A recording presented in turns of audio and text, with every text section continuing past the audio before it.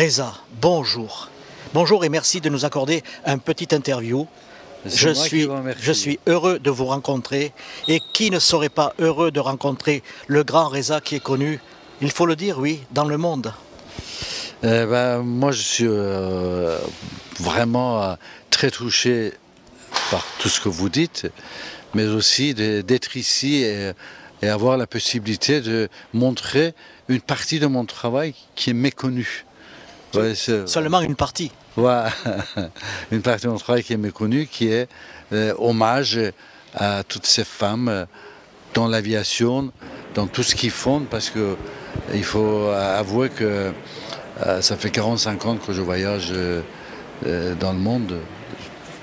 Il faut dire que ce ne sont pas des voyages touristiques, c'est autre chose, c'est vraiment du reportage de terrain. Exactement. Mes voyages, ils sont une grande partie. J'ai le billet d'aller, mais je ne sais pas si je vais retourner. Aussi, vous voyez, c'est des guerres, des conflits, des camps de réfugiés, des désastres naturels. Donc, beaucoup, j'ouvre dans ce genre de milieu. Mais en même temps, l'ensemble de tout ce que je fais, parce que je suis un amoureux de l'humanité, je suis un amoureux de nature, de la beauté. Et c'est pour ça que une grande partie de mon travail photographique, comme je disais, qui est méconnu, c'est une hymne à la nature, à l'humanité, à la beauté. Vos origines, faut-il le dire bien sûr, c'est l'Iran. Vous avez quitté ce pays en quelle année? J'ai quitté l'Iran en 1981, ça va faire plus de 44 ans, 45 ans que j'ai quitté l'Iran et je ne suis plus retourné. Est-ce que déjà à l'époque vous étiez photographe? J'ai commencé la photographie à apprendre moi-même, toute seule, à l'âge de 13 ans. Mais comme ce n'était pas un métier, donc j'ai fait des études universitaires. Je suis devenu un architecte, un ingénieur.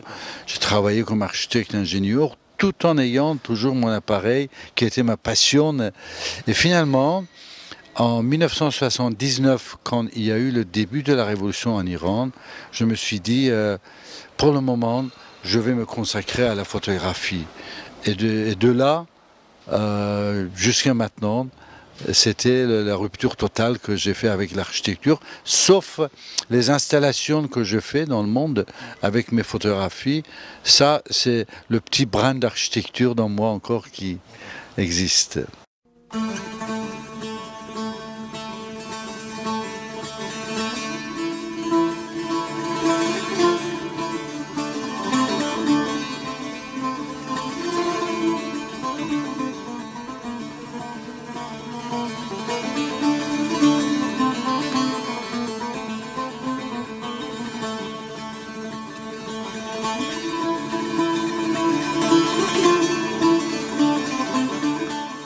Vous avez parcouru le monde entier. Alors combien de pays à peu près?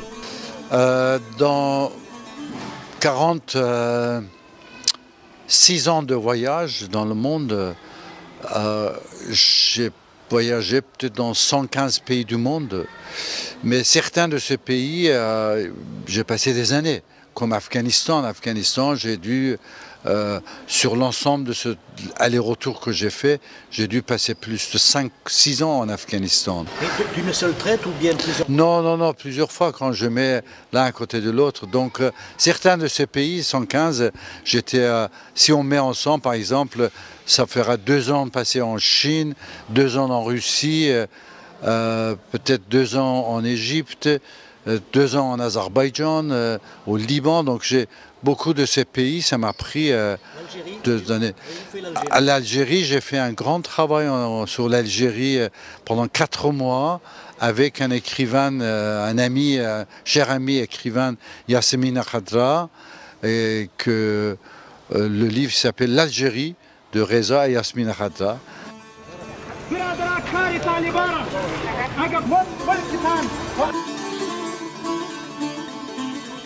On évoque bien sûr l'Afghanistan, indissociable du commandant Massoud que vous avez souvent côtoyé, n'est-ce pas? Dans mes voyages en Afghanistan, une des raisons pour lesquelles j'ai continué longuement, c'était rencontre avec commandant Massoud au tout début de ce qu'il avait commencé à résister. Et il y a eu cette liane, je dirais, au début c'était liane entre journalistes et un combattant, que petit à petit c'est devenu une amitié, tout en gardant mon indépendance journalistique, tout en disant à lui que notre amitié, ça ne va pas m'empêcher un jour, si tu fais quelque chose qui n'est pas bon, je dois le rapporter. Donc je gardais mon indépendance, mais c'est devenu une vraie amitié qui continue encore. C'est-à-dire, lui, il était assassiné en 9 septembre 2001, juste 2 jours avant l'attaque sur le tour de New York, parce qu'il faisait partie du même moment pour le tuer Massoud et attaquer le tour. Mais maintenant, c'est son fils Ahmad Massoud qui continue la résistance contre les talibans et que je suis en contact constamment avec son fils. Cette photo, ces clichés du commandant Massoud, le monde entier, les journaux, les télévisions ont diffusé vos clichés, que ce soit Time Magazine, Life, c'est énorme ça. Mes photographies étaient, l'ensemble de mes photographies étaient publiées dans National Geographic Magazine, plus de vingtaine de couvertures de National Geographic, Time Magazine, Newsweek, Life, Paris Match, Stern, tout ça. Nouvelle Obs, l'Express, enfin, tout. Je vais vous poser une question un petit peu pertinente, vous y répondez ou pas, d'accord? Faire un cliché comme ça, qui est quelque chose d'extraordinaire, ça a un prix, des agences vous l'achètent, c'est important? Le vrai prix des photographies, c'est l'impact qu'il a dans l'humanité. C'est ça qui est le plus important. Sinon, en tant qu'artiste, on dit toujours qu'ils n'ont pas payé assez. Vous voyez ce que je veux dire? Ça n'a pas de prix. En tant qu'artiste, et sachant l'impact qu'un travail a sur l'humanité, on dit toujours que ce n'était pas assez payé. Bonjour Lydia. Bonjour. Quel est votre ressenti? Je trouve que c'est quand même chouette de montrer justement la place des femmes dans l'aviation et surtout dans la société. Ça impose quand même une forte image. C'est vrai que le rôle des femmes c'est assez invisible. Auriez-vous aimé être pilote ou autre chose dans les métiers? Je pense qu'il y a eu un moment de ma vie, j'aurais bien voulu, mais c'est vrai que c'est pas ma passion première, donc mais ça serait super chouette. Vous avez déjà pris l'avion? Oui, bien sûr, j'adore. Et Reza, comment vous le trouvez, ce personnage? Il est super inspirant. En fait, il montre quand même une forme de réalité dans la photographie et j'ai adoré le rencontrer. Le monde entier le connaît. Et en plus. C'est fort, c'est fort. Ouais, bien sûr, mais franchement, je suis contente pour lui. Il mérite et c'est quelqu'un d'inspirant. Merci beaucoup. Bonne visite.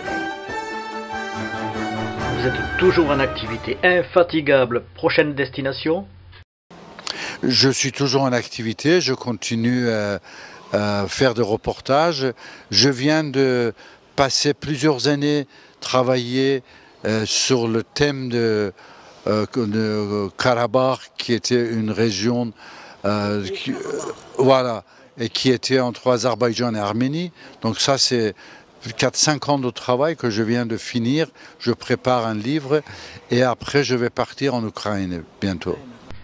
Quand vous partez seul? Vous êtes accompagné d'un assistant ou d'une assistante? Ça se passe comment? Ce que je fais, c'est un vrai travail solitaire, complètement. Donc, même si j'aurais besoin des assistants ou des interprètes, tout ça, je trouve sur place chaque fois, si j'ai besoin. Sinon, le vrai travail de photographe, c'est un travail très solitaire. Quel est le pays qui vous a marqué le plus? Je veux dire l'émotion, l'horreur de ces chefs de guerre au Proche-Orient ou même bien plus proche de chez nous, face aux populations les plus précaires justement. Parce que ça fait 46 ans que je voyage, parce que j'ai été témoin de beaucoup de guerres et beaucoup de conflits. Donc, c'est pas le nombre, le nombre des gens qui sont morts ou attaqués. Des fois, juste me rappeler d'une petite enfant, une petite fille tuée ou même pleurer la mort de ses parents, c'est aussi touchant que voir des dizaines de milliers de gens qui sont morts. Donc, on ne peut pas faire une catégorie de souffrance. La souffrance, pour une personne, c'est aussi touchant que pour toute une nation. Donc, j'arrive pas à catégoriser en disant, voilà, ici c'est plus de souffrance. Mais il y a des moments, il y a des pays que le peuple qui souffre plus que l'autre en général. Bien sûr, on ne peut pas se mettre à votre place, mais quand vous êtes en face de ces situations terribles, je pense notamment à des explosions, des corps, des enfants déchirés, le bruit, la poussière, les cris, vous avez cette réalité sous les yeux. Allez-vous piéger cet instant photographique, ou bien est-ce que votre cœur va vous parler d'une autre façon? Il faut savoir que quand je suis sur place, quelque part, mon premier objectif de dire je suis arrivé là, pas en tant que touriste, je suis le témoin de cette histoire. Et donc être témoin, c'est une responsabilité énorme sur vous. Et moi, comme je suis photographe, je suis témoin avec mon appareil photographique. Donc même dans les moments les plus difficiles, le plus dangereux, même le bombardement, je dois avant tout de voir est-ce que je peux faire une photo ou non. Parce qu'il faut que je garde ça. Sauf le seul moment où je ne photographie pas, c'est deux thèmes. Une première, si ma photographie peut atteindre la dignité de la personne. Première. La deuxième, c'est si cette personne, il a besoin de mes mains, il a besoin que je le prenne dans mes bras, il a besoin que je lui dise un mot ou à la photo. Si je sens que non, c'est vraiment cette personne, même si la photo, ça peut être la plus grande photo du monde, je ne fais pas la photo. Ça m'est arrivé plusieurs fois en voyant que la personne, vraiment, il veut que je lui dis un mot, que je lui parle, que je le prends dans mes bras et je laissais tomber l'appareil et je fais ce qu'il fallait faire. Donc vous respectez l'humanité, c'est le cas de le dire. Et je respecte l'humanité, c'est pour ça que je fais ce travail, c'est pour ça que j'accepte et je me mets dans les situations aussi dangereuses et difficiles parce que je respecte l'humanité, j'aime l'humanité.